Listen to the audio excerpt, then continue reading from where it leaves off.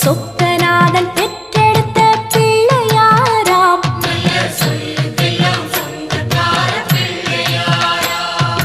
கைலாய மலைய விட்டு தெற்கே வந்தாராம். இந்த பிள்ளையாரு பட்டி கண்டு இருந்து விட்டாராம்.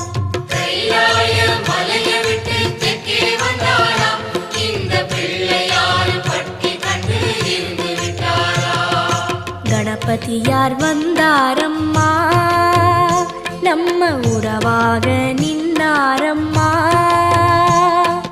கணபதியார் வந்தாரம்மா, நம்ம உறவாக நின்னாரம்மா. சொக்க